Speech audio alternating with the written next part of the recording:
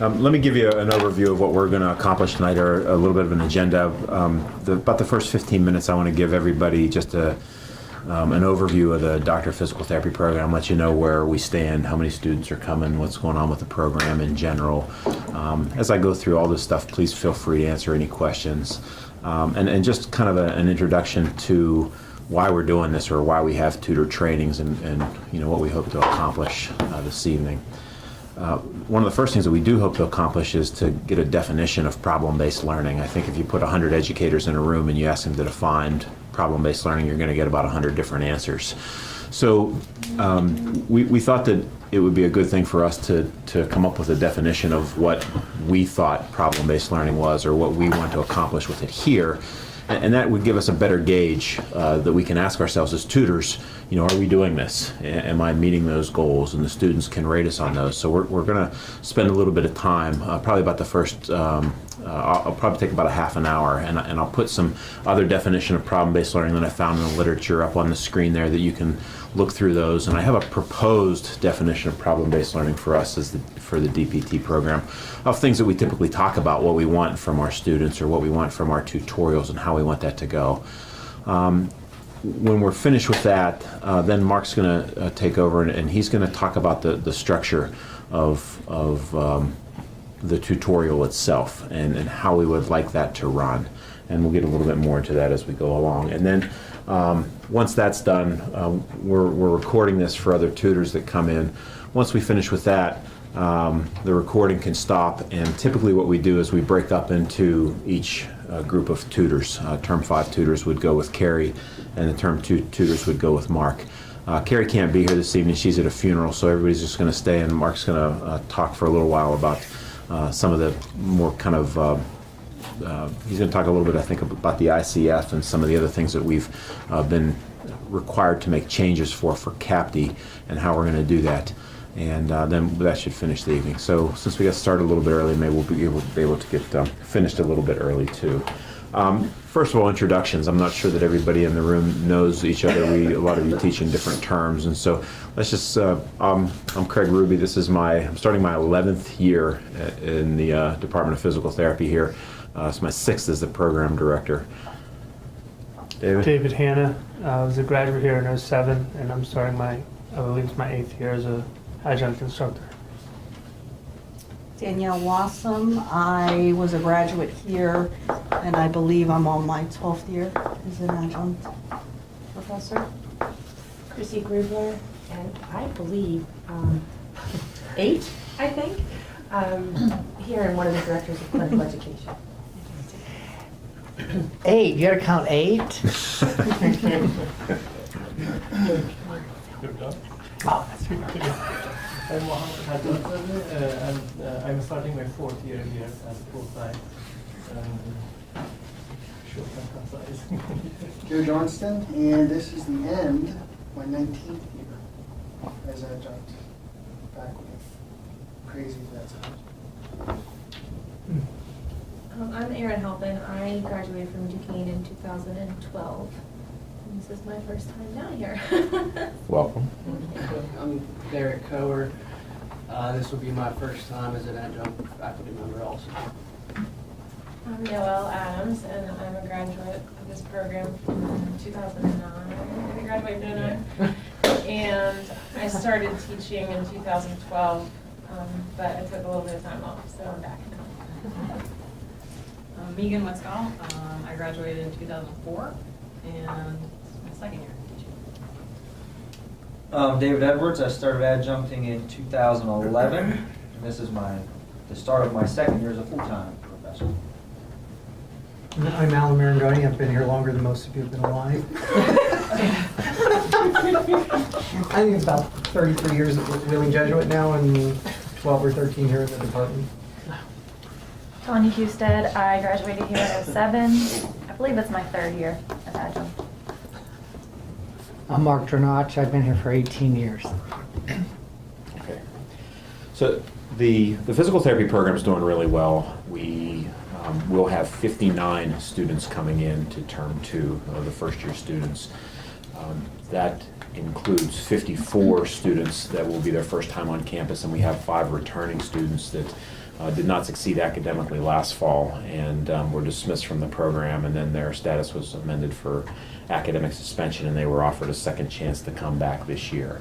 Our typical class size is 55, and we did have 55 students as part of this class, but at the very end of the introductory online term 1, that we have one student was offered another position at a non-PT CAS school and decided to accept that offer and go to that university and dropped out. So we have 54 and 5, so we have a total of 59 students coming in. That will be the largest class of first-year students that we've ever had. We have 48 second-year students, and I believe we have 48 students or 49 students out in clinic right now for this last 2 10-week clinical rotations. So certainly this is the highest number of students that we've ever had in our program. We did just go through a curricular restructuring where we went from a schedule where we went 2 years and 8 weeks, and now we are at 2 years and 4 months. We added an extra semester onto our program. We did that based on a curricular review that we did, and we determined that we were significantly shorter in clinical education than most other physical therapy programs. We had only had 28 weeks in our old curriculum of clinical education. At the time, CAPTE recommended at least 30. They now mandate at least 30, so we were going to have to do something one way or another. So we increased up to what the national average was for clinical education, which is 36 weeks. So we added 8 weeks of clinical education time. We also added 3 weeks of didactic material, and that gave us the grounds over the course of the 2.5 years our students are here now to have an additional semester. We're hopeful that that additional semester, the increased clinical education time, and some other changes that we've made to our program helps improve our student outcomes. Our student outcomes, we've been working on that for several years, actually since I've been here in 2006. Our student outcomes have improved, and we've gotten to a point where we are about at the national average. Some years we're right at the national average, although this year we took a slight dip back. But we've been kind of going between 80 and 90% of our first time graduates passing the boards. We've been right between 80 and 90. One year we'll jump up to 91%. The next year we're right about 80 or 82%. And we've been kind of settled right in that number. For a time, in 2006 to 2008, I think we were down around 60 or 70%. But we've made some gains, and we've got up to 80 to 90%. But we're really not too satisfied with that, and that's one of the reasons why we changed our curriculum around to try to improve our first-time pass rates. We really need to be above national average, and I think we can get close to 100%.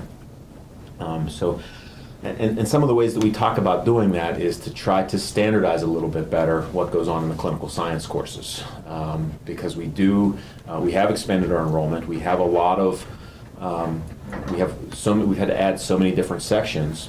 As the program grows and we have more tutors, then it becomes more difficult for us to make sure that all of the clinical science tutorials are being run in the manner that we want them to be run. Formerly, how we did this was with a book called by an author named Barrows, and it was What Your Tutor May Never Tell You. And whenever we had a tutor orientation, we would give the tutors the Barrows book. And the Barrows book had some it had some really good information in it, but it wasn't really structured. It just kind of gave an overview of what problem-based learning would look like, and we would give it to the tutors, and we would say, read this book, and then, we weren't giving the tutors a lot of direction on, beyond that. And so in term meetings, the tutors would have discussions, and the term coordinators would give discussions, and we'd say, what's working for you, and what are you doing, and how are you doing this? And we followed the patient-client management model from the Guide to Physical Therapist Practice, which we still do, but beyond that, it didn't have a lot of structure to it. And about 4 years ago, we discovered a book by the name of Azer. It's called Navigating Problem-Based Learning. Sammy Azer is the author of the book. does anybody have the book, or who of you have it? Who does not have the book? It's electronic, right? Is that one of the ones? I think I have it on page burst. No, Or whatever, Elsevier. you won't. No, That's not it. it's an Australian book, so it's not available electronically. So you'd have to have a paper copy of it. So so you don't have it. Who else? 1, 2, 3, 4, 5, 6, 7. I'm gonna contact our Elsevier rep and get copies, because it does a really nice job of outlining the whole problem-based learning process, the different roles that you can assign to students, and how the whole group dynamics thing works. And a lot of what we're going to talk about today is based on that. Okay, so we are going to give you an overview of that today, but it does help to have that book and to be able to see that. And so it really helped us to gain some more structure. And so we just want to reinforce that with all of our tutors, or some of the new tutors, certainly get you guys up to speed, or make it clear to you exactly what we want from you. We have 9.5 full-time faculty members right now. We are short at least probably 2.5 to 4 full-time faculty members. I do have requests in. I'm talking to administration, trying to get them to permit us to hire a couple of new full-time faculty members. Anybody who we would hire at this point would have to have an academic doctorate. We right now are out of compliance with CAPTE's requirements that at least 50% of our faculty have academic doctorates, but we have 2 people, David and Allison Krieger, are working on their academic doctorates, so we will be in compliance once they earn them. And but there is a chance that we will be looking for pressures on David. It's on tape. It's all your fault. Yeah, and Alan's never allowed to retire because that'll throw a problem for our ratios. But It's all about the ratio. yeah, so, but really, this is just about trying to, this whole orientation process is about trying to improve the clinical science experience that the students have. Okay, trying to make sure that the tutors are doing this in the way that we want. Our expectations for you as tutors. The contract that you all have is for 6 hours a week. It's 5 hours in the classroom and 1 hour for the term meeting. So you are being paid for the term meetings. So we expect you to show up at the term meetings. We obviously expect you to show up for your classes. In the event that you have to change a class time, please let the term coordinator know. And Mark's going to suggest later that you let him know now if you think of anything that has to be changed throughout the course of the year, because the more notice that we give the students, the better. It's certainly preferable to let the students know now that sometime in October, if you know that you're going to have to change a class schedule, rather than letting them know that week before that happens.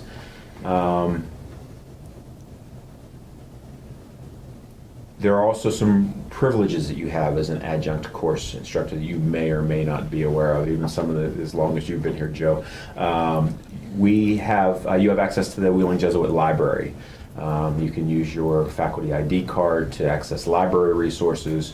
You can access any of our textbooks by contacting the book representatives and asking for desk copies of those. Many of those are electronic copies. Probably more than half of the books we use now, the students access those electronically, either on their iPad or through the web on computer. Our biggest distributor, or our biggest publisher, is Elsevier, and they use an application called Evolve. And by contacting, and I have our book list here, I'm going to pass around the book list to everybody. These are by term, all the books that our students use in this program. So the ISBN numbers are on there, the publisher's on there. You can simply send an email out to, you can go on the internet and find the publisher's website, find out who the book representative is for Wheeling Jesuit University, and send that person an email and tell them you're an adjunct faculty member here. They will send you either a hard copy of the book or an electronic copy of the book. Okay? Let me know if you have difficulty getting through to any of the publishers. There may be an alternate contact information that I have. Okay? The other thing that we offer to our adjunct faculty members is we do offer generally anywhere between 3 and 5 continuing education courses per year. And depending on the circumstances, the continuing education courses that we offer, we may offer them to you at significant reduction in price. Okay, I believe we have a kinesiotaping course coming in soon. It just depends on how the enrollment goes. If we make enough to pay the presenters coming in and to cover our expenses, and we still have spots available, we don't need to make a lot of money off of our adjunct instructors. We will send you guys an email and let you know that we have a certain number of spots available for continuing education credits that we usually do. Okay. So, questions?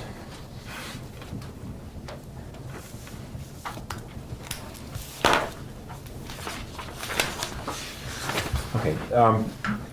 The next thing I want to do is talk a little bit then about trying to define problem-based learning. And we hired a consultant in to come in about 4 years ago. Actually, she's been here several times. Her name's Patty Solomon. She's from McMaster's University. They're the birthplace of problem-based learning. And as we got through our CAPTE self-study 4 or 5 years ago, we wanted to see if we were still staying true to the problem-based learning format. By the way, we are one of only 3 physical therapy programs in the country that identifies as using a fully integrated problem-based learning curriculum. I suspect a lot of other schools use it because many, I think 70%, identify as hybrid in their learning approach. But we're one of only 3 that identifies as problem-based learning. When we brought Patty in, we asked her if we were staying true to problem-based learning, and you know, we asked her a lot of questions about, you know, how we do this. Are we providing our students enough guidance? Are we doing the right things? And basically, the answer she gave us was that it was really kind of up to us to decide, you know, where we want to fit there and how we want to do this. There's not really anything in the literature that tells you how to do this. There's nothing that gives you a lot of guidance, except that what she brought out that there was a spectrum, and she said that on one end you have it's completely teacher focused, that there's the teacher and that person is up there and he or she is providing all the information to the students, and it's very top-down approach. And then at the other end is just the student goes out and it has a complete free-for-all. You tell them learn everything you can about physical therapy, and that, you know, would not even be learning objectives guiding them. And you have to make a decision about where you want to be in that spectrum. How much teacher-centered, how much guidance the teacher's giving, how much facilitation the tutors are giving, how much direction they're getting from the faculty members, and how much of it is on the student to go out and be self-directed learning and become lifelong learners and figure out learning strategies that suit them. So we have gradually made decisions as full-time faculty members when we have our faculty meetings on how we're going to do those things. You know, some of you who have been students here and went through this program had the objectives for all of the cases. Some of you went through the program and didn't have the objectives when you went through the cases. We've gone back and forth on that. We've decided during it sometimes, you know, we thought that, you know, the theory being that if the student doesn't have the objectives, then they have to learn to think like a physical therapist thinks. They have to figure out what's important for them to know. They have to figure out what those objectives would be, and they have to get that. Well, we tried that for quite a while, and we got a lot of feedback from the students that they felt they weren't getting enough guidance. And we listened to that feedback, and we discussed it as a faculty, and we decided that we would give them the learning objectives. At McMaster's University, the birthplace of problem-based learning, they do give the students all the learning objectives. They tell the students what they need to know. The students are then responsible for going out and figuring out and getting that information, but they do at least give them that guidance of telling them what the objectives are, what's expected of them. And so we were comfortable with that, and we had a faculty meeting a year and a half ago or 14 months ago at our faculty retreat, and we discussed it, and not all of our full-time faculty members were in favor of it, but the majority of us decided that it was something we should try for a couple of years, giving them objectives and see if it made a difference in our outcomes. And so that's where we are right now. So we are providing the students with the learning objectives for every case, okay? But that's just an example of where things fall on this spectrum of problem-based learning and how, you know, how we're trying to define this, or how we're, you know, wanting to define this. So here are a couple of definitions, and I'll let you take a few minutes and read these and see. This is Barrow's definition from 1986, and then another from Albanese and Mitchell from 1993. And I guess just read these to yourselves, take a few minutes to reflect on them, and then I'll advance it. There's another couple of definitions also.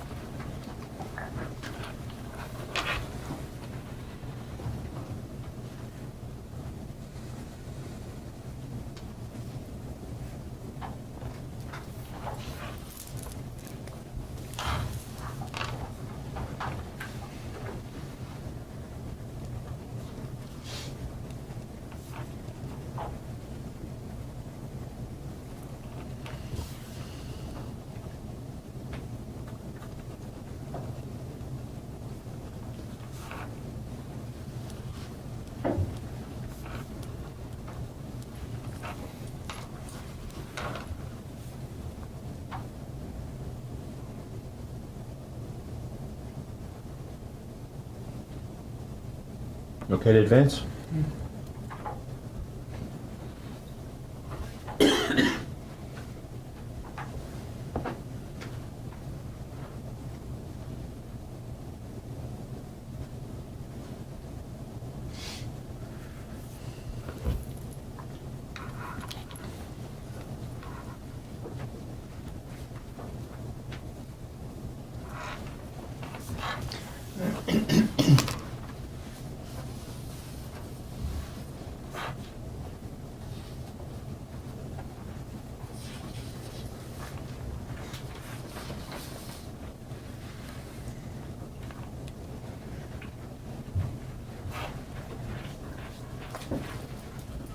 Okay, so based on these prior definitions and some of the conversations that we've had as a core faculty, this is a draft.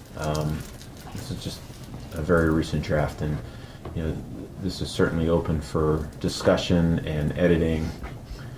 But these are some of the things that we've talked about.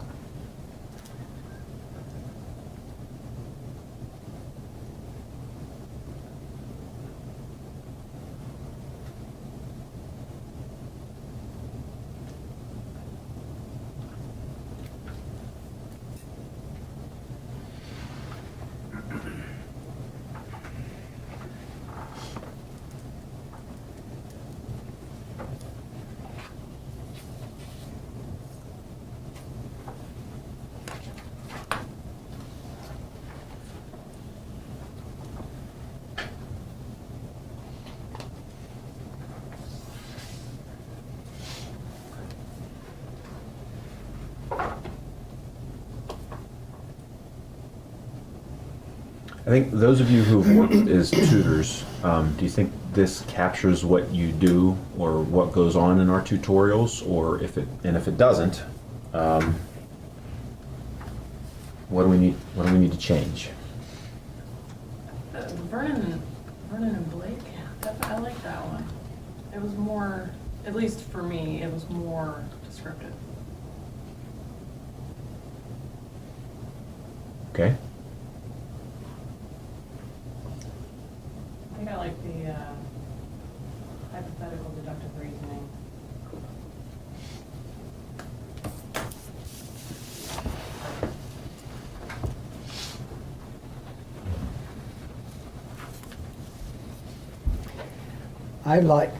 I like that too, except I would like to emphasize the intentional process, because sometimes, especially in clinical science, it can be perceived as being a discussion, just like on a clinical case, when really there's an intentional process behind it.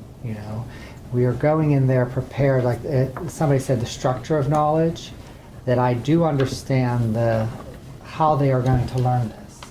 Like I'm going to be teaching PT Science 2.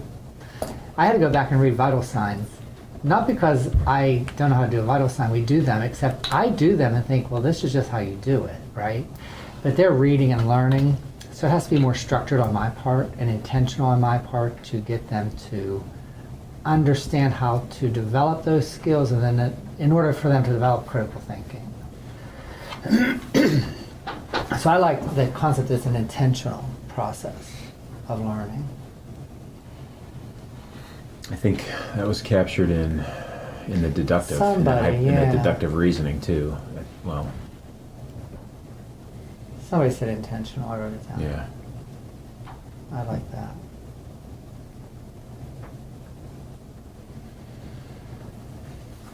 And that it's self-directed. Self-directed, Yeah. Because the student has to direct that learning. I think that values the student's knowledge, which varies. So it should be student-directed. Somebody said that too.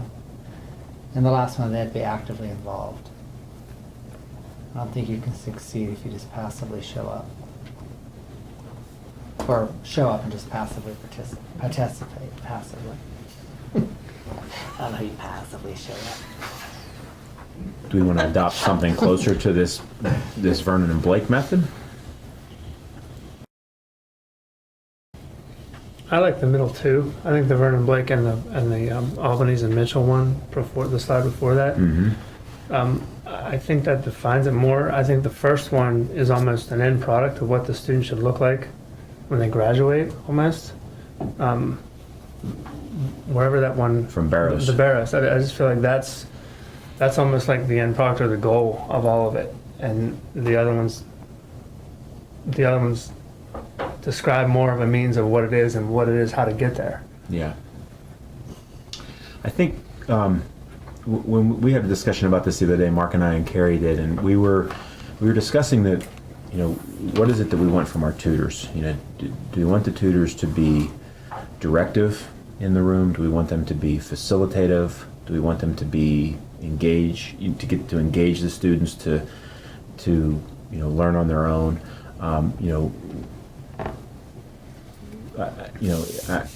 Maybe I'm kind of splitting hairs in those words. I mean, some people might see them as kind of synonymous, but you can make an argument that there are differences in whether or not you're engaging somebody to learn, or you're directing them to learn, or you're facilitating their learning. And so, how are you doing that as a tutor, or what are we doing in our clinical science groups? And so we wanted to capture some of that from that perspective, also from the tutor's role in all of this, because then if we did, then we can measure ourselves against our own definition. I want to emphasize too, I think you, especially in term 2, are very important to shaping how a graduate student uses problem-based learning, because we have all been educated in a very traditional style where you have a teacher who knows everything and teaches you. And then that student isn't automatically going to switch over and become a critical analyzer of information. They're going to come to your class thinking, you know everything and I want you to tell me. So it could easily become a study group as opposed to a session where you encourage them to think differently. When we discuss this a lot, we talk about you are not the expert, and you don't have to be. You shouldn't be. But you should be an expert in reflecting on how you would deal with this in the clinic. How do you think? What would you do? How do you question things? Because that's what we want to foster in clinical science, is that type of thinking. They all have textbooks. They can all get you information. That to me is indifferent. It's the fact that how do they think about that. And it's so important that we all agree on what that means so that we all do the same thing. Or else they can easily, they want to fall back into, give me the notes for the quiz or the test, and that's all I need to get by.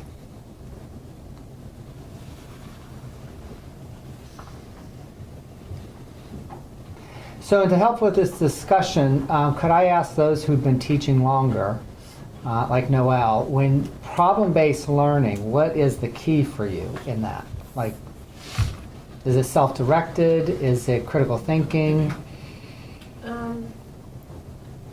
I think it's the tutor facilitating Mhm. to direct the students in the right direction, at least early on. And then as they develop their skills in problem-based learning, then I think it's more self-directed. But I think they need a little more guidance early on. So I'd say, your first couple sessions at least, maybe be spent kind of showing them the way. Maybe not spoon-feeding them the information, but just because they have no clue. They come into this program and they're like, they don't know what to do. And I can think back to when I was in my very first few sessions with Joe. It was like, I had no idea what to expect. And so at least, I don't think it hurts them to give a little more guidance as a tutor early on. So would facilitating clinical decision-making be correct? Because I think that word is important, that we're facilitating, we're not teaching them, because that's teaching them the answer. So you're trying to facilitate how do you think in the clinic? I think a lot of times, and I agree, I think, because I've taught all the terms, and I think the earlier terms, it's much more difficult as a facilitator or tutor. So as I'm doing the term 5s and 6 and 7s, they do have that, but you can tell the students that have kind of slipped through cracks or tried to maintain those things. And I don't know if the word is to spoon feed, but to challenge them clinically to think that way, because I think that's a huge word and it should be in there somewhere, because the whole object of that course is to take everything that you're learning and apply it clinically. How do we treat this patient? Why are we doing these things? Here's the information, but why are you making those decisions on this based on the evidence? And those are the things that kind of get lost. It doesn't need to be a rehashing of a basic science course that we talk about a lot, where you're getting information. And I do a lot in my classes. Those are topics that you talk about and discuss in basic science. That's great. That's knowledge. But what do you do with that knowledge with the person in front of you?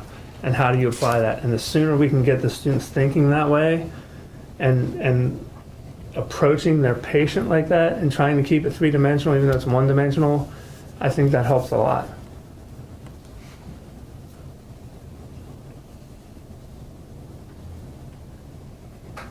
Joe, you're our senior tutor. Yeah, I start right off the bat with not what to think, but how to think. I'm not there to tell them what to do, or what to study or how to study it. But I think it's very important that they come to class prepared, so that then they can apply the information. So like Dave said, they can rationalize and come up with answers. Answers don't necessarily have to be right, but to guide them to, and they're not even necessarily wrong, it's just looking at it a different way. So it's trying to show them how to think clinically, like a physical therapist, to put all these pieces together, because there's a lot of knowledge that they have to learn, to gain. But at some point in time, that knowledge has to be converted over to using it, to application, to thinking about it. There's situations in the clinic all the time where never saw that before. So I gotta be able to think about that. I gotta be able to use my past knowledge to come up with a proper solution. So I do try to incorporate that right off the get-go, along with, they do need nurturing in those first couple of sessions. I think that becomes a pitfall, trying to nurture that type of a generation of task-oriented, tell me what I want. And a lot of these students, through high school and even through undergrad college, are getting by without a lot of studying, or not, just the task-oriented stuff. And the tough part becomes how to teach them to critically think and be those problem solvers and do what's best for a patient in front of them, as well as obtaining all the information they need to pass the board exam. And their focus is getting A's and getting, passing tests and passing the boards, period, end of story. And somehow that whole paradigm shift has to change, teaching them that if you learn how to think and you know these things, then you can rationalize through those problems. And you may look at a scenario where you've never seen it before, just like you said, but because of how you think, you're going to find out the right answer. And that's a process. I constantly badger them on why. Why are you doing this? Because if they don't know why, then they really don't know what they're doing. I mean, they have to know why, they have to have a rationale. And again, it can't even necessarily, it doesn't even have to be the correct, but to get them to start thinking of coming up with why. Why are you doing this? What do you want to achieve with that intervention physiologically with that patient? And when they can start voicing that and applying it, I mean, I think that's kind of where I try to lead them to. But at the same time, I don't expect them to be there after the first term. I more picture as a foundation, so that hopefully when they get to second term, third term, in the clinic, they can start to think back maybe on that first term and remember what Joe said and build off that, hopefully. I think what you're all describing is it's a formatting called that I know is scaffolding. So you are building a process. So one of the key roles I think of the tutor is to guide the student into the level that they're ready for and not let them go too far too fast. So it's almost like holding back the reins at times and knowing which layer you're laying down in the process. So I think that's a key role of the tutor. I think that in our definition, facilitator and self-directed learning, are they in our definition? I don't know. I like that from the other two definitions. What is it? One here. The word that we're facilitating. Okay, so we have facilitate. Self-directed learning. I like self-directed learning because that's in that the AZER book. I mean, that said a lot. And if you read anything about student-centered learning or PBL, they all the peer-reviewed stuff. That's how it's student-centered. It's student-centered. And I'm doing a course right now, and we actually talked some about this. And our professor described, actually it was last semester, but they described it at PBL or student-centered learning as we should be seen as getting information out of our students, not getting information into our students. Now, how we can put that in our definition, I don't know, but that makes a lot of sense to me. The student should see us as it's our job to get information out of them, not to get information into them. Again, how you put that in a nice definition, I don't know, but that's how I think PBL is. I don't know if that's right or not, but yeah. Well, here's my wordsmithing so far. All right. Problem-based learning is an intentional process of facilitating an appropriate level of clinical decision-making with students who are self-directed and actively involved in his or her learning. It's pretty good. Say that one more time. Problem-based learning at Wheeling Jesuit University is an intentional process of facilitating an appropriate level of clinical decision-making. That goes off of the scaffolding idea. I like that. With students who are self-directed and actively involved in his or her learning. And then do we want to stick the tutor role in there, like how this one's going, or just leave it?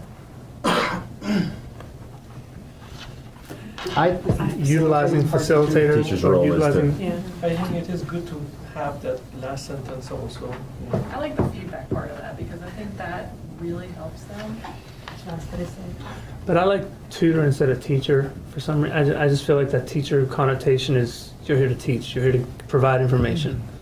And I think that goes against what we're trying to do is facilitating and obtaining information from the students, almost. Yeah. And I think we need It seems elementary almost. It's almost diametrically opposed to the statement you said about getting this information out of the students, which I really like. I think it's great. I like that a lot. Well, I didn't come up with it. You should have taken all the credit. I talked to Daniel LaFold did in St. Augustine, Florida, but hey. I think we need to build a little bit more too on the feedback, because I think it's not just the tutor providing feedback, but encouraging the students for self-reflection and self-feedback. Because I know in the clinic especially, one thing that they say of our students is not that they're smarter, but their ability to self-reflect on their performance and give and take feedback is far better, and I think that stems from clinical science. And I know it's one thing we talked about, standardizing a little bit more to make certain that each tutor is doing that, but I think having them self-reflect on their own performance and then critiquing someone else's really, if it's done a lot in mentoring in term 2, they really, by the time the later terms, are really good at that, and I really think it comes out in the clinic, in their clinical performance. So I don't know, maybe elaborate on that, not just us giving feedback, but encouraging their own self-feedback and feedback of others. But I think Yeah. I think that confidence allows them to, in a clinical setting, to agree to disagree with people. Oh, yeah. And that's why I think those types of things, being able to say to somebody next to them, here's what you did well, here's what I didn't like, here's what you need to do better, Absolutely. here's what I didn't do well. Yes. And I a lot of times the best classes are when 2 or 3 students disagree on things. And then and that's where I think you, as a facilitator, you let them go. Whether it's right or wrong, like Joe said, just let them go because they're learning the real word here. Here's somebody who thinks something, here's someone who thinks something else. Figure out how to make it work. And that is, in my mind, way above and beyond any type of educational didactic learning you can get. So it transposes that into their ability to feel confident with themselves And to sit at a feedback table and do without that. Absolutely. becoming defensive. Yeah, and not get defensive and Yeah. take it personally and things. That's a huge part of it. I think so too.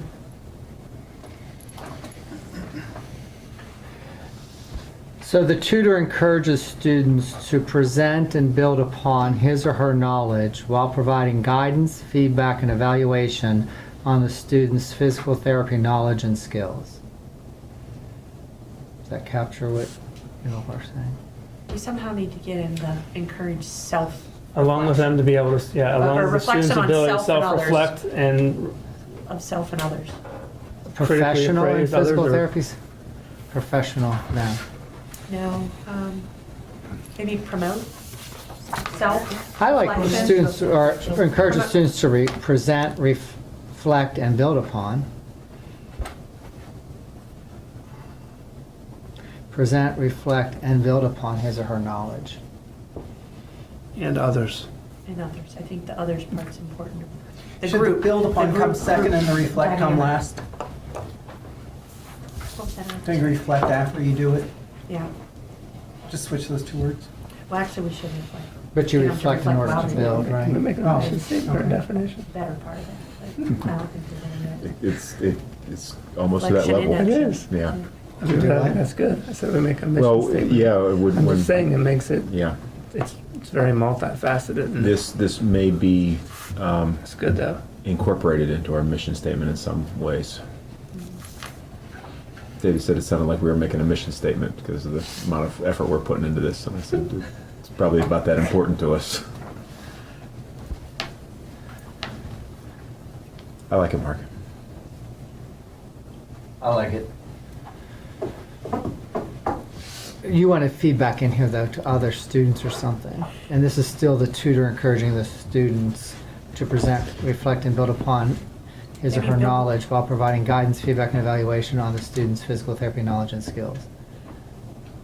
Maybe put the end part of the sentence first, and then at the end, say, encourage student something, performance of skill and reflection of self-performance in others or something. Can you flip-flop? So it would make more sense? The beginning and the end of the sentence? I'm a wordsmither, but not a Magician. editor. No, I mean, I think it was better putting that at the end I think than in the middle.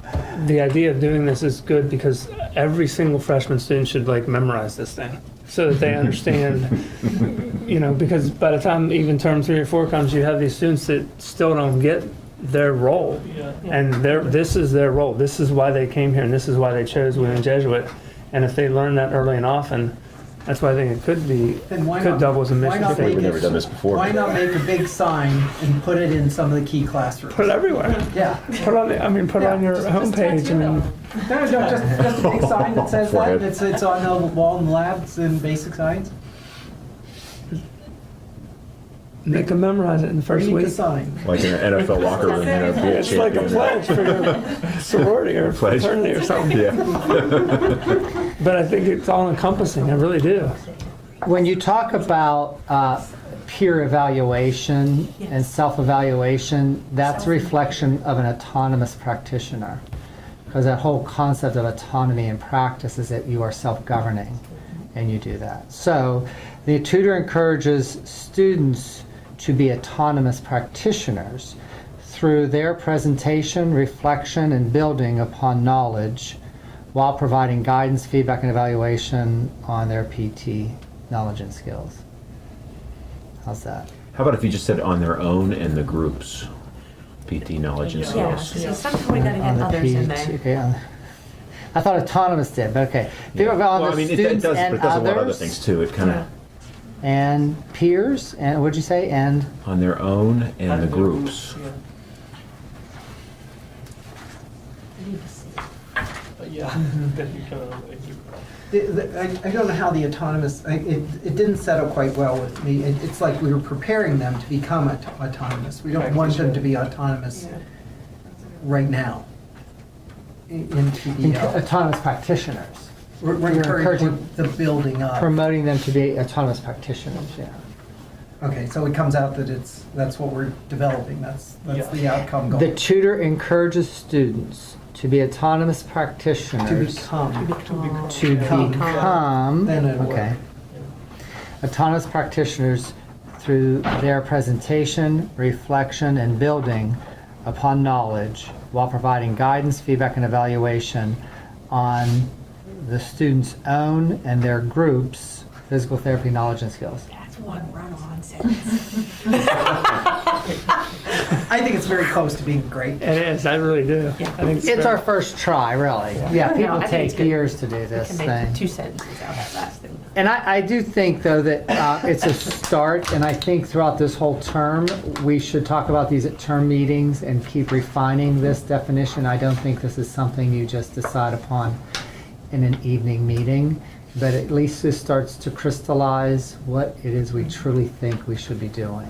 So that when new people show up, we can say, this is what problem-based means to us, so this is how it's going to work. And then we can self-reflect in our own behaviors as tutors, am I doing this? Okay? Terrific.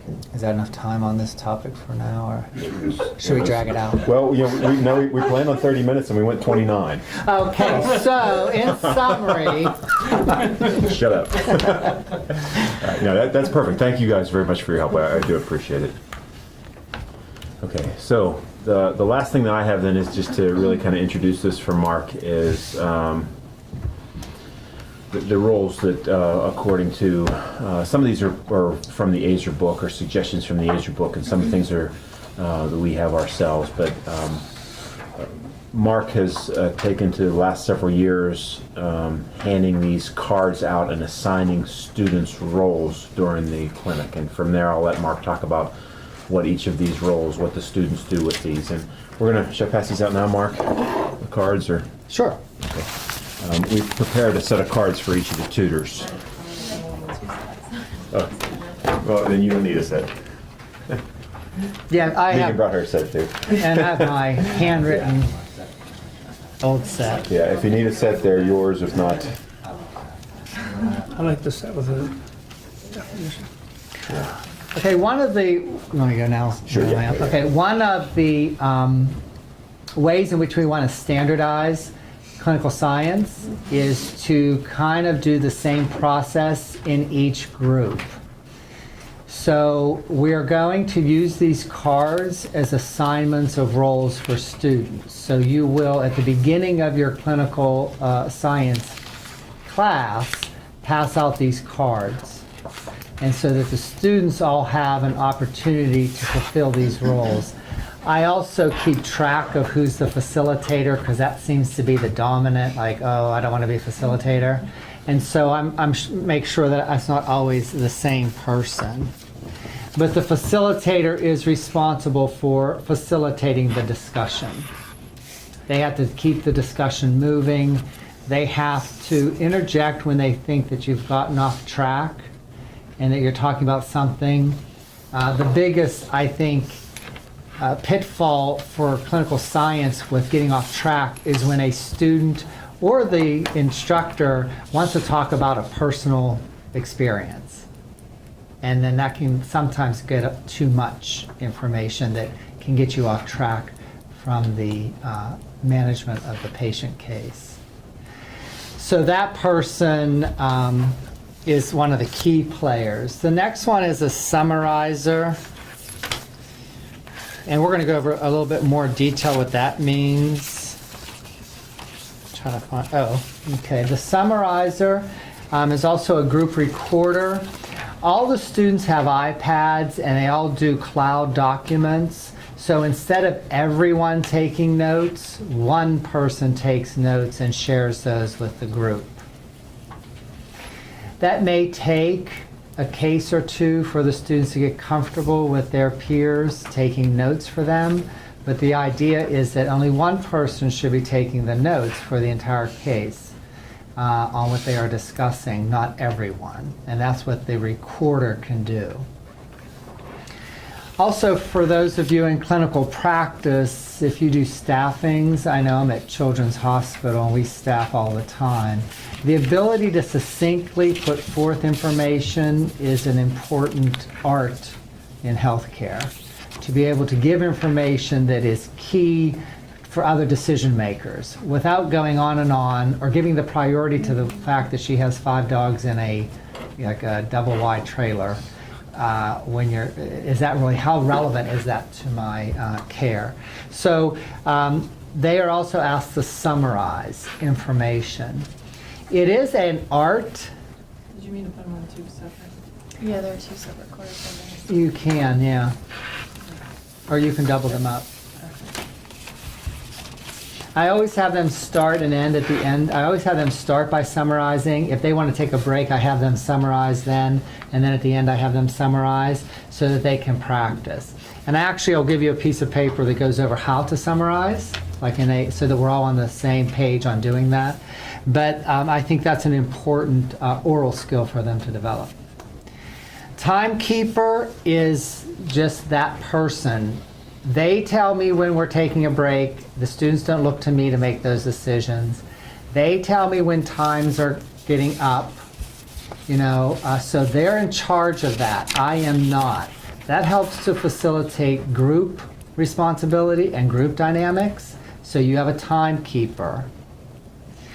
Now, I also do something different with my timekeeper. I also have them monitor the learning objectives from the case. One of the things is that all the students will have the learning objectives. They will all work on them before they come in and discuss. I used to sit there and check them off as the group discussed them, and then I would guide them to the ones that they did not.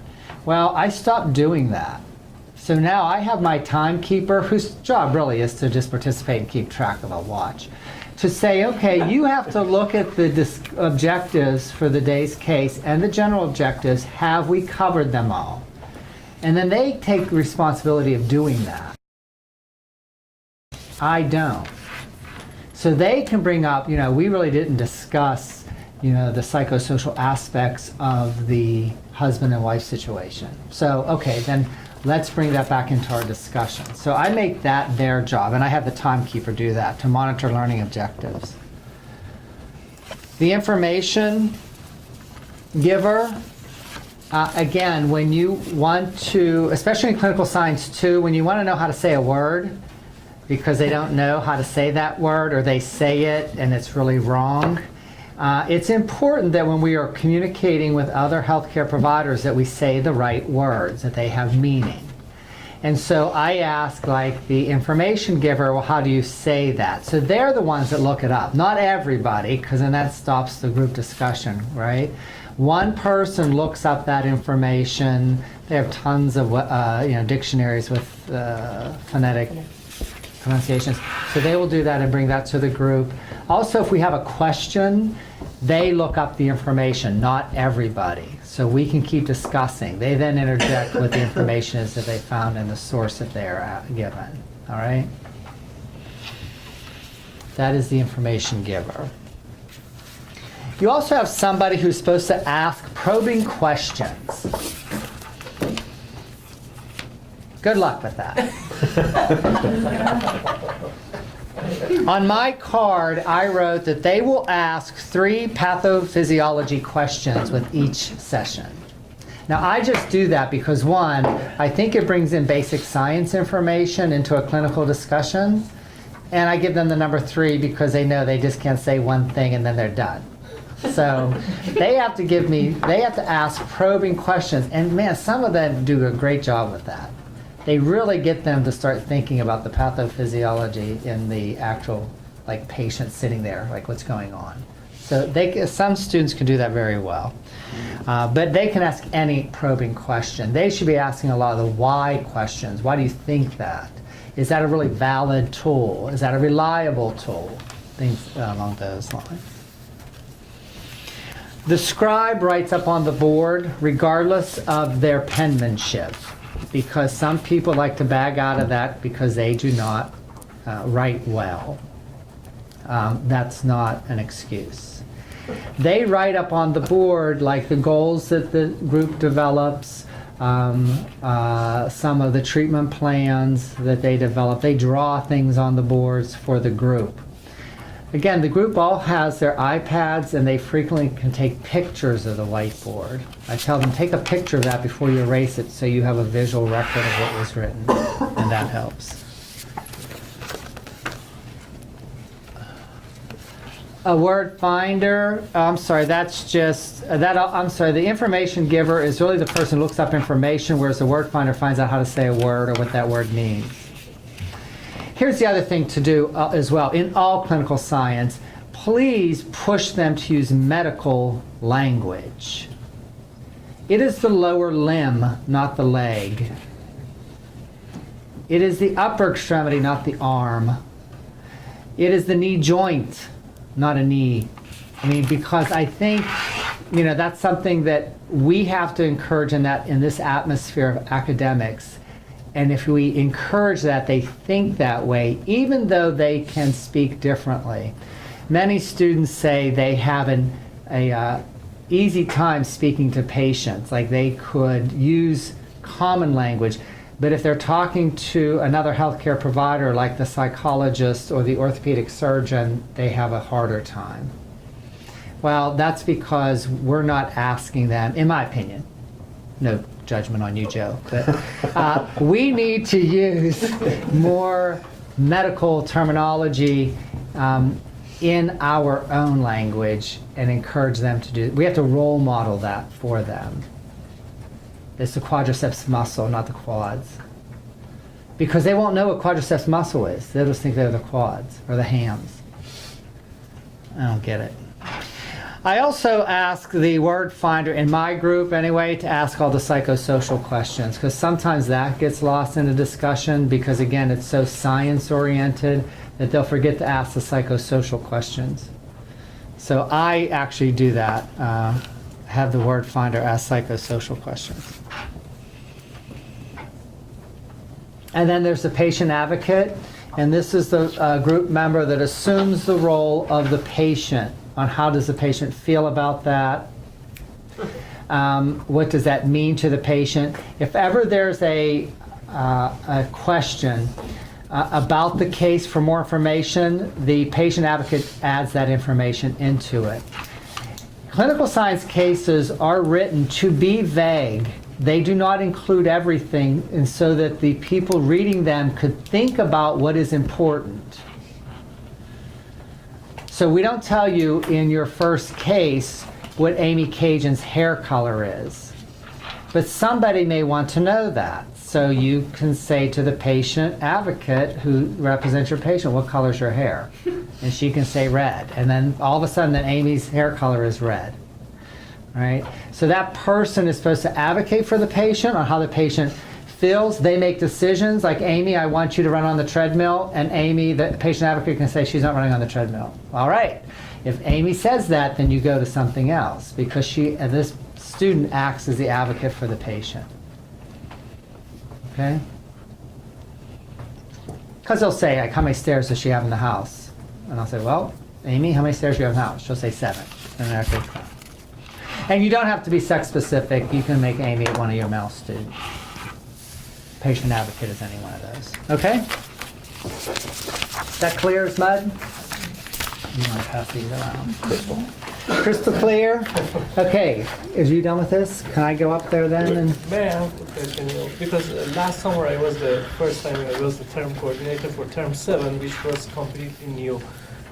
So do we want them to do this role assignment in term 7 also, because when I was doing in term 7, many students, I received the feedback from my students that they were telling we were not having the role assignments in term, for example, 5 or 6. Why we want to go back again to the role assignment in term 7? I think we should do it all the time Yeah, because I think it gives them the responsibility to do Exactly. something. And yeah, because we're making this more standard now, Yeah.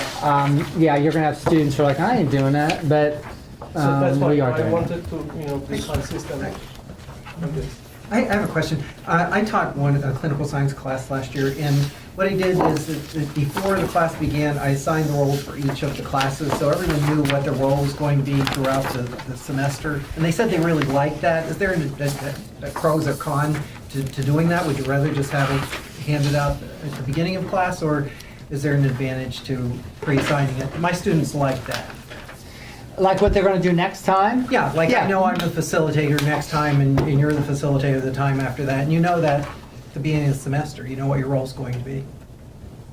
When you say at the beginning of the semester, you mean the beginning of the next Beginning- case? No, Or do you have no. one person be the facilitator all the No, time? no, no.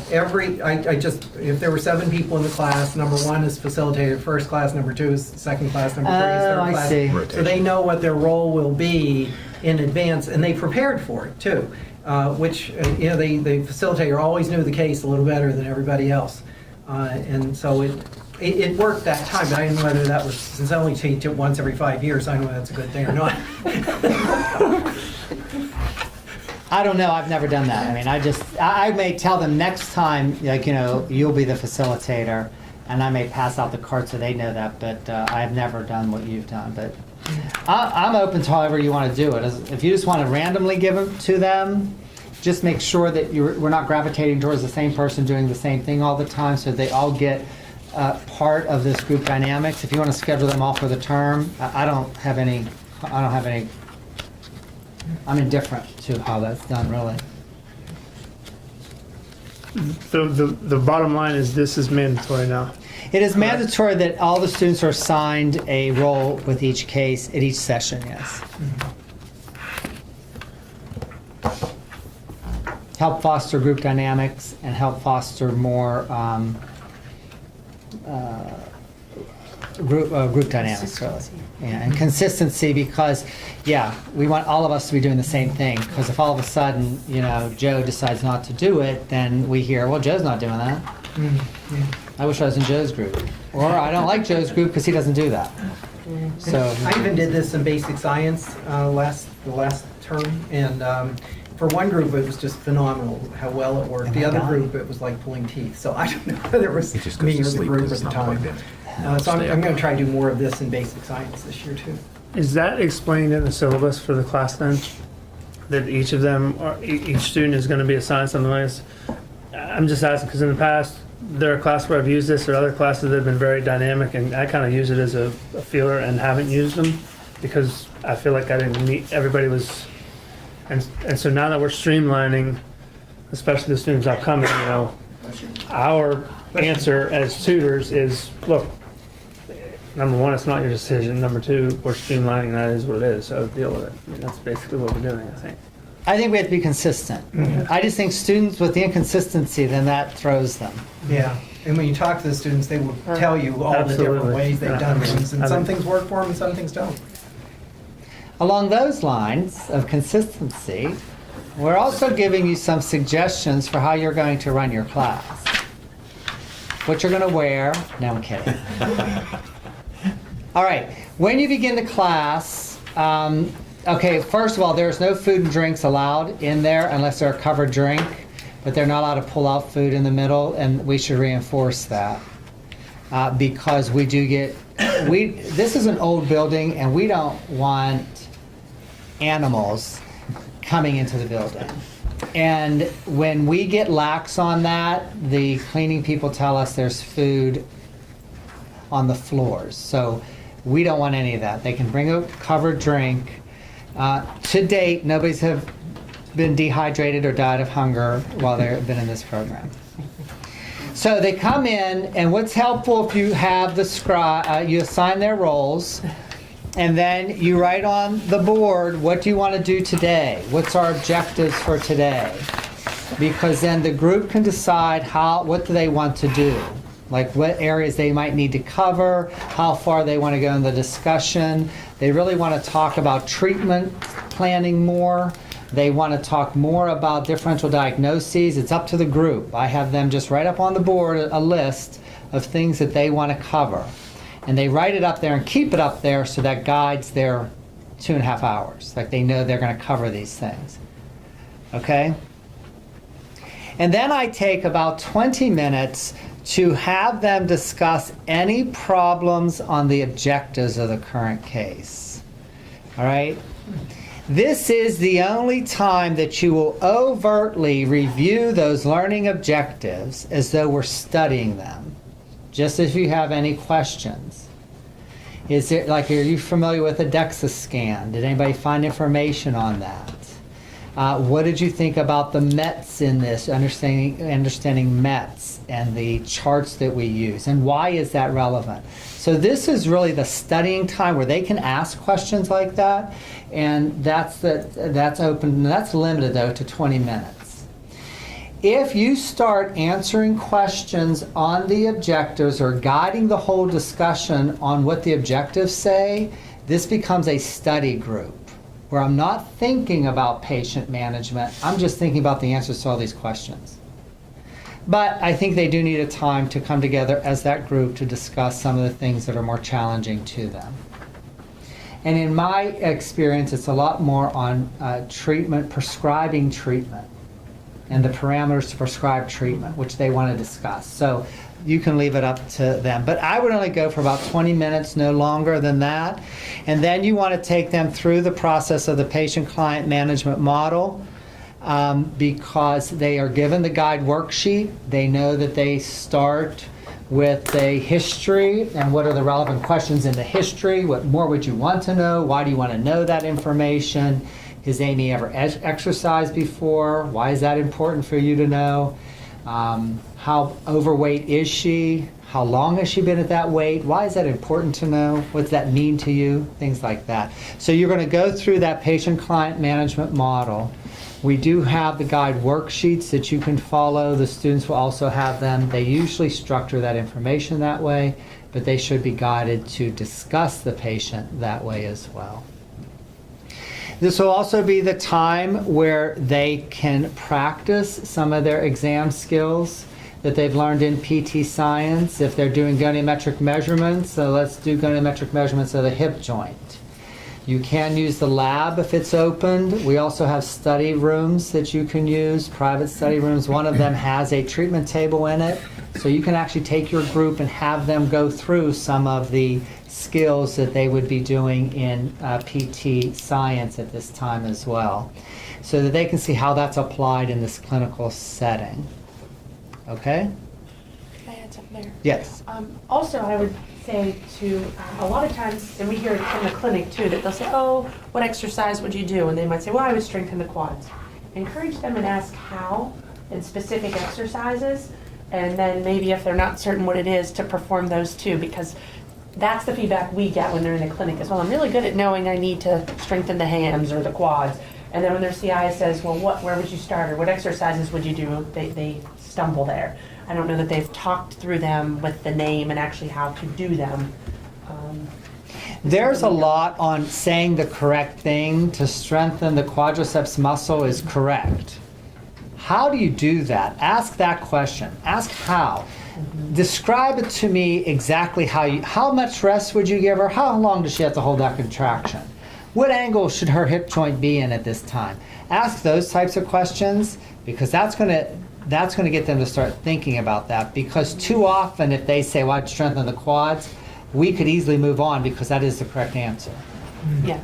But and then where they struggle then is in the clinic, when they haven't talked about, oh, well, where would you start? And then they want to start with squats when maybe they need to back up a little bit and start with a simpler exercise. And then the weight bearing, they are not quite certain how to progress that. And sometimes even when they know the exercises, they'll get to the point where they can't verbally express that to a patient. They'll say, well, I would do quad sets and straight leg raises. Great. take David and tell him how to do a quadricep Exactly. set, and then they start stumbling over their words because those are words that have never come out before, and they don't know how to get that out. And even the clearly. exercise prescription on how to progress that, you know, okay, so you start with this, how do you know what weight to start with, and how do you go from there? Do you just say, okay, you know, let's throw it on a plate on in a couple of days and see how you do, or are there, you know, looking at the Oxford and Norm, those types of things in the textbooks to show them objective ways to progress? Yeah. And something else too, we started last year in term 2, asking them to think like a prescription. You know, say you would get a prescription, it would tell you to do this, take this medicine twice a day for 5 days, how to spread it out and stop if.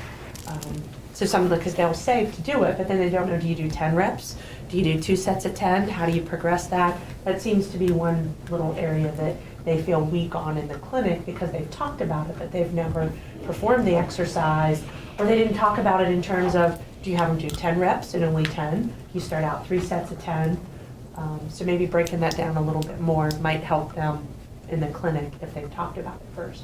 Have we gotten feedback from clinic if the GONI and manual muscle testing? Yes, they liked that and wish they could do it in every term, which I think we're going to standardize that, right, to every term. Yeah, but Yeah. for us and our viewing audience at home, what did the clinicians gave us feedback on our students' skills to do manual muscle testing and goniometric measurement, the group that we did this in clinical science last time? What, is it good, bad, or ugly? Yeah, no, it was better. It was better from a clinic standpoint, it was better from a student standpoint, both. And like I said, I think they recommended that the ones that we just did it in term 2, that they do it every term for 2 and 3. But I also have had students out for their final clinicals that say, boy, I wish I had reviewed this because I have done acute, then skilled, and I have not reviewed these outpatient skills since term 2. So I think they would have liked to have done it as well, coming Okay. from the students. So for those of you who are new here, real quick, last year our clinicians who have our students brought up concerns about the ability of the student to do manual muscle testing or goniometric measurement. They seem to be rusty at doing that or really could not demonstrate that. We reviewed that and thought, well, we do teach it. They do pass a checkout that says they can do that, but you know, how long does that stick with them? So instead of, what we decided to do was to try something different. So in Clinical Science 2, this is only Clinical Science 2, you are going to be in charge of signing off that your student is competent to do goniometric measurements or manual muscle testing. We have the forms, we have everything for you to do that. But, you can tell the students right up front, they know it's part of the syllabus that they're going to be checked off by you that they are competent to do these.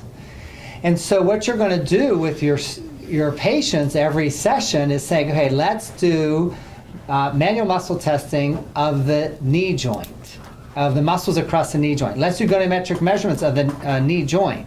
And so they can practice those during clinical science. We want you to practice them and have them problem solve. Again, this isn't you teaching them how to do this. My students, I said, okay, let's do that. How do you do it? Why are they like this? And then they're reading the book and they didn't understand. Then they tried it. Then they would tell me, what'd you think? And I'm like, well, how'd you feel about doing that? I think that's right, but you know, and they got into problem solving how to do this. And when they did their competency checkouts, they did great on everything that was thrown at them because we did it almost every session. Every case, in almost every session, we spent about 15 minutes, that's all, on doing either manual muscle testing or goniometric measurements. And if you do it in those small increments, you can cover it all in the term. And they really like that. So that hour and a half that we're really doing patient-client management, that's the time too to have them, okay, he has an ankle fracture. How do you measure, ankle joint dorsiflexion? Show me how to do that, and let's go through that. All right? And especially some of the gravity eliminated positions, if the case has strength and maybe less than 3. That's a difficult thing for them to figure out. So practicing that and having the time to practice it would be good. It is great. They really do like it. And they feel less threatened by it when you're just saying they're competent. But you have to determine that they are competent. All right, and then at the 2 hours, when it's 2 hours time, you should stop. We are trying to facilitate autonomous practice. We want you to be a professional. So now we should stop discussing the patient and let's start discussing us. So, Chrissy, how well did Mohammed do today? He was the facilitator.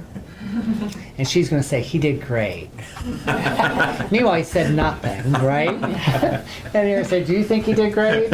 And at first, you're going to get a lot of that. They did great. They're really good. And then after they get comfortable with each other and where they can give criticism that isn't like, you're terrible, but I thought that your facilitation wasn't as in-depth as we've had in the past, or I would have liked to talk more about her psychosocial issues because I think that affects her treatment.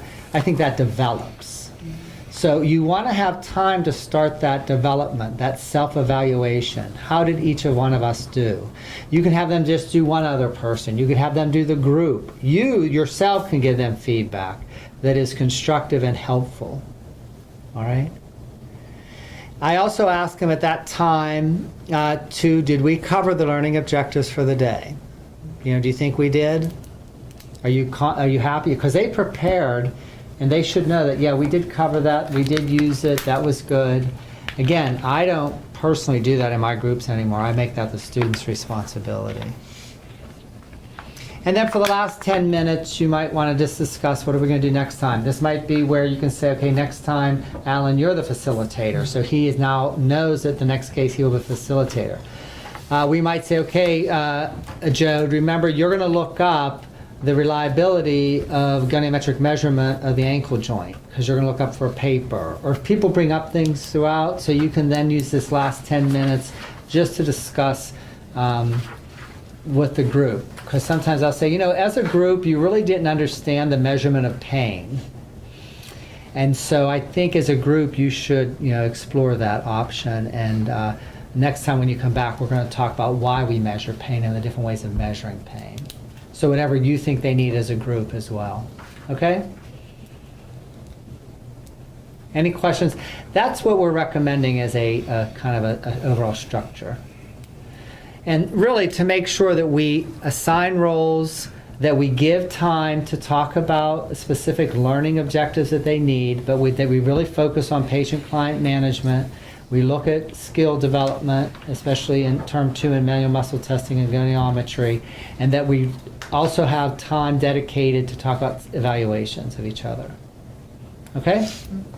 And I think too, sorry, just thinking from it, I keep going back to these clinical things that crop up, but those behaviors that you see in a student that could be an issue in the clinic, start talking to them about that or making that some goals, because we've had that come up a couple times where we've had to backpedal, where if they're getting defensive when they are receiving feedback, talk to that student maybe afterwards and make that be a goal. Or we've had a couple that were too quiet and never spoke up, and maybe we can start fostering that growth from Term 2 instead of when they get out after Term 3 and we realize there's a problem and now we have to go back after they've, I don't want to say gotten away with it, but after they've done that. So if we can start maybe pulling some of that out of them starting in Term 2, I think it's much more helpful at helping them learn those behaviors before they hit the clinic the first time.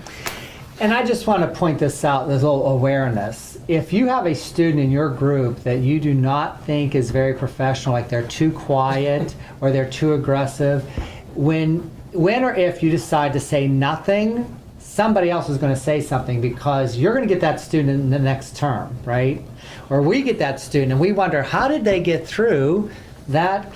Like we might look back and say, did, Megan ever say anything about this person?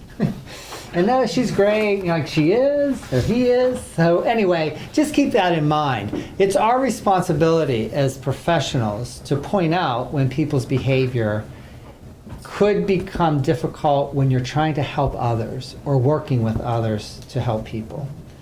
And I think people need to be made aware of that. Not that I want you to change and be this extrovert or introverted person, but if you are quiet, that can be perceived as your lack of interest. We do record that and keep record of that in the student's file. If you give a student a verbal warning, that would come to me through the term coordinator. You would presumably, or please, let the term coordinator know that you've had to reprimand the student or give them a verbal warning about something that was going on in their behavior, you will let the term coordinator know. The term coordinator let me know, and our office manager know, and it'll be recorded in the student's file. That way, it doesn't happen that we find out that it's been a problem in term 2, tutorial, term 3, term 4, term 5, and we at least have a record of it that we can discuss these things. And there's something you might want to think about. This isn't anything to solve right now, but one of our outcome objectives is to evaluate the affective behavior of the students in these tutorial sessions, but we really don't have a mechanism to get that back into the feedback loop. I just do it as, if no one said anything bad, I guess it's okay. Yeah. But we might need to formalize that a little better, just something to think about. Okay, the next 2 points on this handout are kind of guidelines of summarizing. When people say, how should I summarize?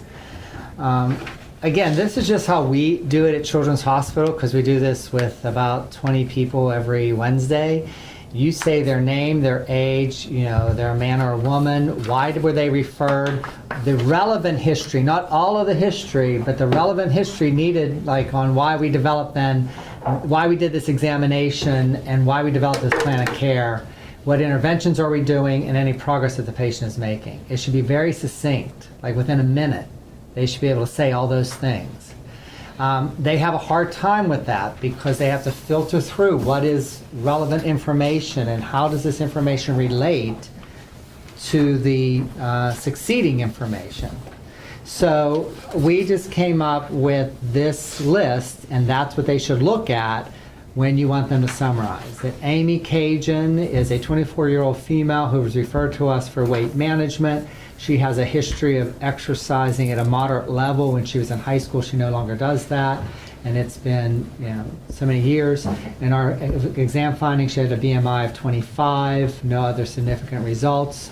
Our plan of care is to start her on, refer her for nutrition and start her on a moderate intensity exercise program. Our interventions include this cool up, warm down type of thing.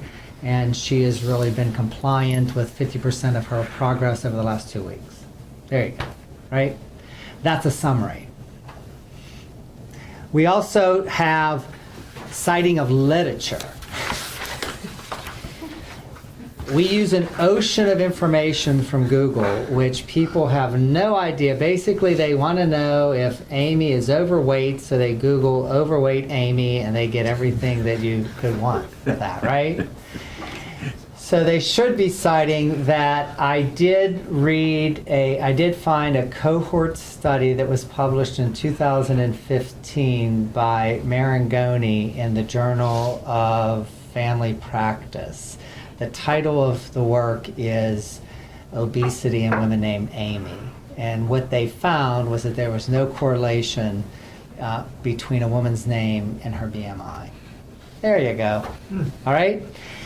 If you get them to start saying that, we reinforce what they already know or learn in research to identify the type of research that they are reading. I understand whether this was published in 1961 or 2011, which makes a difference for me, thinking, was there anything subsequent? Okay, it is the first author, which we typically cite. And the journal, you can question, if it was in the Journal of Blue-Eyed Tall People, then you can say, is that a journal? Is that a peer-reviewed journal? If you've never heard of it before. And then it's just appropriate to give the title to give you an idea, and then the key findings of that study. That's how they present it, and then they can talk about it, but you want those 6 things stated each time. That reinforces that when we are in healthcare, we are using evidence that's published in the literature that is valid, or at least we feel so. Okay? I think this is very helpful. Thank you for putting that down on paper, because I know you gave this to us halfway through second term last year, and there were 2 others that you gave to us. I'm gonna sort those out. They were standardized testing and meds. So meds was onset, duration, peak, side effects, half-life. Wait, okay, can you just type those and give them to me, and I'll put them out again. Meds, and then what else did we talk about? Standardized testing, name of test, intent, population it's applicable to, how it's scored, threshold of impaired versus unimpaired, how much time to administer, and reliability versus validity. Okay. Are you sure you did that? You leave it in. Could have been somebody that looked like him. Yeah. I do have a twin. Maybe he was here. But I think it's helpful for the students to have that, because then they come into class with all that information rather than like, oh, onset, you want to know that? Let me look that up. Okay, great. Yeah, if you can send them to me, then I'll send those all out to you. We can add them to this page. Great. All right, any other questions? So you'll send us another thing with this, with Uh-huh. those things we can add. Yep. Burn that. Mark, I like this as well. One thing, and I might be the only person thinking this, but for the first part, identify learning objectives for the discussion today. I'm concerned that students are just going to come in and say, well, we have the learning objectives and we have the general objectives. Are they just going to go to the board and write down, Yeah. copy from their page? Yeah, I don't know what- my meaning for that is, what do you want to do today? Because some students will say, well, I want to practice manual muscle testing. Okay, we're going to practice manual muscle testing. Okay, we're going to get up to the test and measures part of our patient management. Like, we want to get to that point. Okay. We want to talk about all of the cases because there's a quiz coming up. You want to spend some time doing a review. That's fine Okay. too. Like, we just write, what do you want to do today, I guess. Not so much, I know what you're saying. I don't mean the learning objectives that they're given in writing. I mean, Okay. what is their objectives for being here today? Gotcha. So I think when we highlight that with the students, it's objectives for the discussion, not objectives on the case. Or the objectives for today's What is your yeah. goal with today's class? 2.5 hours, how are we going to utilize it? Okay?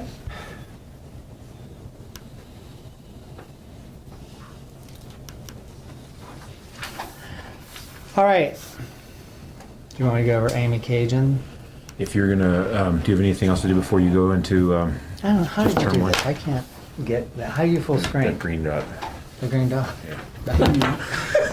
No, that's- This is my first time doing Apple TV, so I had a crash course in it.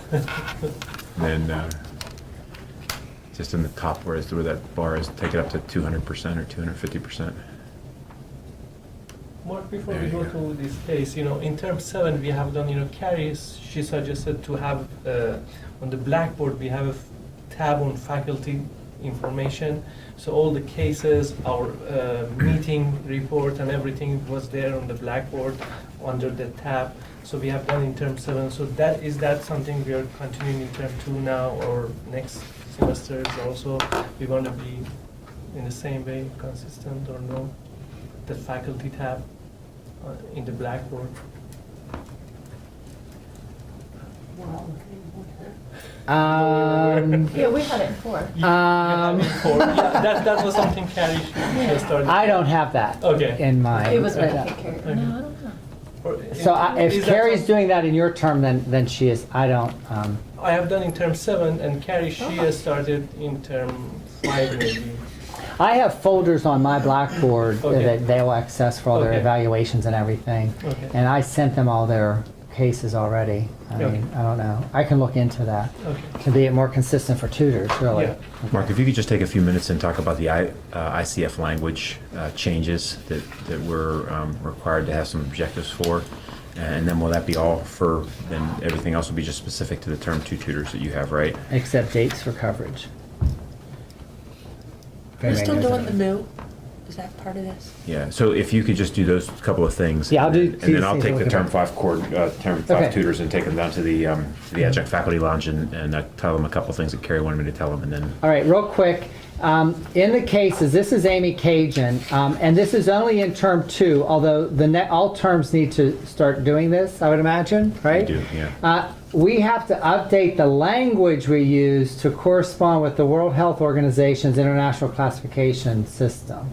So I gave the tutors only, I don't think students got it, any of the updates in the language, such as identify the components of general body structures and functions, which is a ICF terminology, or participating in one's life roles. The words body structure, functions, activity, participation, barriers, facilitators, this is just a new way of talking using the ICF language. So in term 2, you'll see on your tutor guide to the case, they're highlighted in teal or whatever. Well, such as predict the facilitators or barriers to a structured exercise program. That word facilitator and barrier. Okay, I am going to give a talk, an integrated seminar to the students regarding the ICF model and their language. And This then is- blah, yeah. blah, blah, blah, blah, This blah, is a blah. this is a new CAPTE requirement as of January 1st of 2016 that we have learning objectives in our curriculum that indicate that the students are applying the ICF to their are able to apply the ICF to clients. And there's very little, I think, in the actual narrative to the student that changes. In Amy, there isn't. Because it's really in our language that we use. All right? And this is Mr. Cajun. I don't think anything changed in him either. There was a lot of wording that we changed, but Yeah. not in that the student gets. Nope. Okay?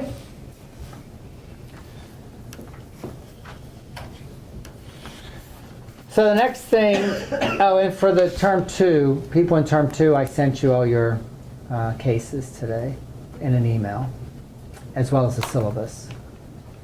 All right? Are we going to be getting that from Carrie in term 5 eventually? Yeah. I'll once Mark starts meeting with just the term 2 tutors, I'll take the term 5 tutors down to the adjunct faculty lounge and meet with you for a couple of minutes and let you know what's going on with that. Oh, okay, that's my case. Yeah. All right. I've got them right. I think, and we could do this as a breakout if you just want to ask. One of the things that we have been running into is that people's schedules change, and so, they may not be available for a certain day to have class.